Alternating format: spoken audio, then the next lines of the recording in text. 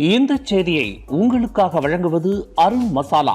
1983 ஆண்டிலிருந்து தரத்துடன் தன்மை மாறாத அறுசுவை சமையலுக்கான அருண் மசாலா.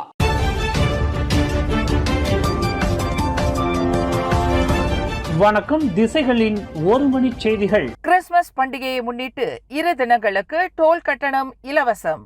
அடுத்த வாரம் டிசம்பர் 25ஆம் தேதி கொண்டாடப்படவிருக்கும் கிறிஸ்துமஸ் பண்டிகையை முன்னிட்டு நெடுஞ்சாலைகளில் அனைத்து வகையான வாகனங்களுக்கும் 2 தினங்களுக்கு டோல் கட்டணம் இலவசம் என்று அரசாங்கம் அறிவித்துள்ளது.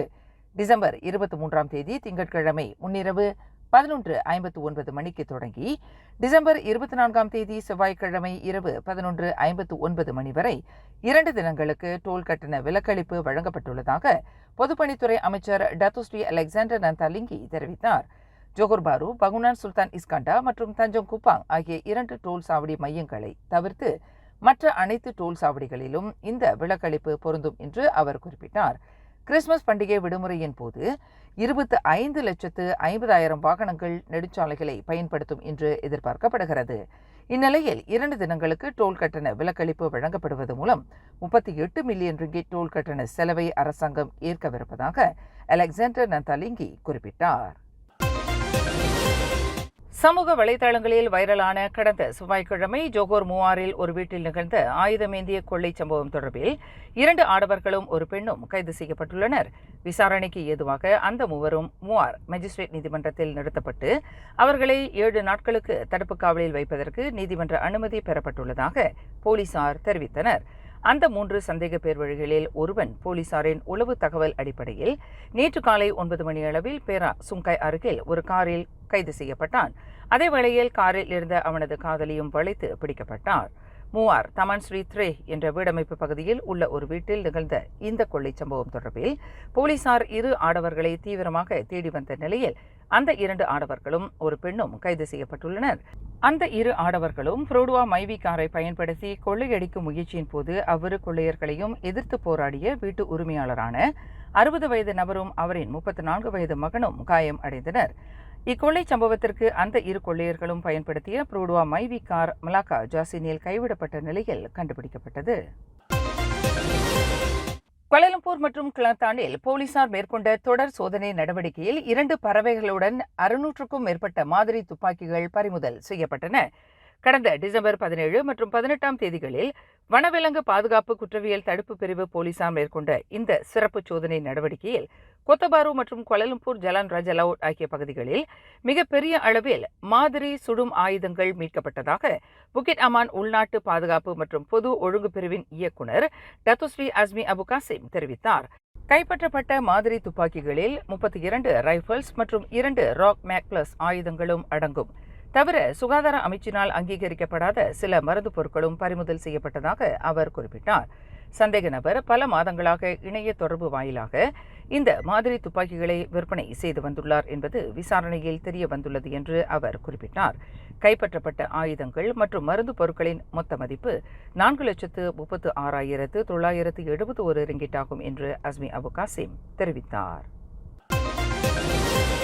சட்டவிரோத பணமாற்றம், வரி ஏய்ப்பு என 17 குற்றச்சாட்டுகளிலிருந்து விடுதலை செய்யப்பட்டிருக்கும் முன்னாள் பிரதமர் டத்துஸ்ரீ நஜீப் துணைவியார் டத்தின் ஸ்ரீ ரோஸ்மா மன்சூர் விடுதலை குறித்து பகத்தான் ஹரப்பானும் அதனை சார்ந்த கட்சிகளும் உறுப்பினர்களுக்கு விளக்கம் அளிக்க வேண்டும் என்று கேட்டுக் கொள்ளப்பட்டுள்ளது.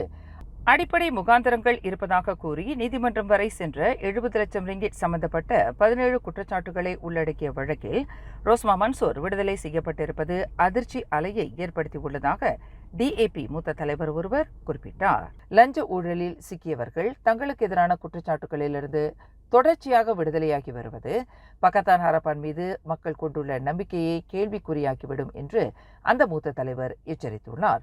மலேசிய நீதித்துறை மற்றும் அரசாங்கத்தின் நன்மதிப்பை சிதைக்கும் இதுபோன்ற விவகாரங்களுக்கு முறையான விளக்கமளிப்பு அவசியமாகும் என்று அந்த மூத்த தலைவர் வலியுறுத்துகிறார். மலாயா பல்கலைக்கழகத்தில் மாணவிகளுக்கு தனது நிர்வாண படத்தை அனுப்பி வைத்து பாலியல் தொல்லை கொடுத்து வந்ததாக கூறப்படும் அப்பல்கலைக்கழகத்தைச் சேர்ந்த விரிவுரையாளர் ஒருவரை இடைநீக்கம் செய்ய கோரி எதிர்ப்பு ஆர்ப்பாட்டம் வலுத்து வருகிறது. அதேவேளையில் அந்த விரிவுரையாளரின் இந்த வக்கர செயலுக்கு எதிராக அவர் மீது உறுதியான நடவடிக்கை எடுக்கப்பட வேண்டும் என்று அந்த முன்னணி பல்கலைக்கழகத்தின் மாணவர் குழு தொடர்ந்து வலியுறுத்தி வருகிறது. இவ்விவகாரம் தற்போது போலீசாரிடம் ஒப்படைக்கப்பட்டுள்ளது என்ற போதிலும் விசாரணை முடிவடையும் வரையில் அந்த விரிவுரையாளர் பணி இடைநீக்கம் செய்யப்பட வேண்டும் என்று மாணவர் மன்றம் ஒன்று பல்கலைக்கழக நிர்வாகத்திற்கு ஓர் அவசர கடிதத்தை வழங்கியுள்ளது. கிளந்தான் ஜொலியையும் பேரா கரிக்கையும் இணைக்கும் மேற்கு கிழக்கு சாலையின் மத்திய மலைத்தொடர் பகுதியில் திடீரென்று 15க்கும் மேற்பட்ட யானை கூட்டம் சாலையில் சூழ்ந்து கொண்டு இடையூறு விளைவித்தது. வாகனமோட்டிகளை பீதியில் ஆழ்த்தியது. வாகனமோட்டிகள் பலர் மிகுந்த அச்சத்தினால் வந்த வழியிலேயே வாகனத்தை திருப்பிக் கொண்டு சென்றதாக சம்பவத்தை நேரில் பார்த்த உயர்கல்விக்கூட மாணவி ஒருவர் அந்த இக்கட்டான தருணத்தை தமது முகநூலில் பகிர்ந்து கொண்டார்.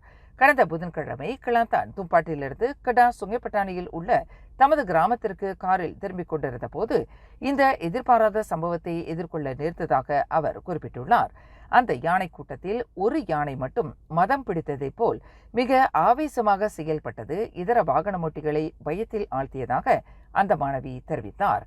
பலர் வாகனங்களை திருப்பிக் கொண்டு சென்ற வேளையில் சாலையின் மத்தியில் சிக்கிக்கொண்ட தங்கள் வாகனத்தை நோக்கி அந்த யானை வந்தபோது காரில் இருந்த தங்கள் குடும்பத்தைச் சேர்ந்த 5வரும் பீதியில் உறைந்ததாக அவர் குறிப்பிட்டுள்ளார்.